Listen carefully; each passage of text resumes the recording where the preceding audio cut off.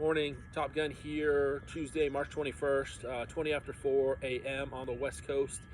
This is the Fed should pause. Okay, a couple of things heading into today's trading session. The first is First Republic, the bank based out here in the Silicon Valley that is the focal point of the banking crisis at this point, right? Silicon Valley Bank went down a couple of weeks ago, and now the contagion is sort of spreading to First Republic, and it's in the eye of the storm. I wrote about it yesterday. First Republic on the brink. Now, First Republic is a great bank, but in a fractional reserve model, if depositors get cold feet and they all try to redeem their deposits at the same time, no bank has that much cash on hand. So First Republic is in trouble. Jamie Dimon, the CEO of JP Morgan, is trying to coordinate with the other leaders of the other big banks to kind of create a firewall and just say, okay, the banking crisis stops here. I'm hopeful that First Republic will survive. It's a great bank. It's a pillar of the Silicon Valley business community. We'll see what happens there. The second thing is the Fed meeting tomorrow.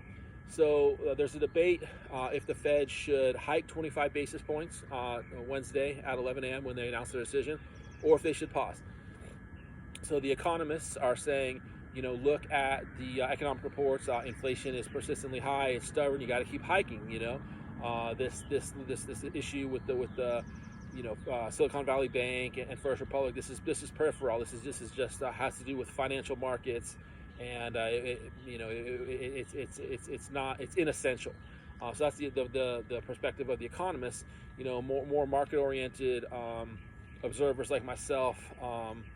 Are saying, look, this is actually something that could blow up, and you don't want to pour gasoline on the fire and ignite this banking crisis. Let's see if Jamie Dimon and company can contain this thing. And additionally, you don't have to hike tomorrow. You can pause and you can hike on May 3rd, right? So, if you're driving along on the freeway and you're trying to get somewhere at a certain time and you pegged in that you got to go 65 miles per hour, but conditions change and a storm starts to pour over you and you have poor visibility, you slow down. So, why wouldn't the Fed be prudent and pause, see how things develop over the next few weeks? And if they feel like they need to hike again, they can hike again on May 3rd. Pretty obvious to me, but the Fed futures are putting in an 83% probability that the Fed will go ahead and hike 25 basis points, and I think that's a dangerous move.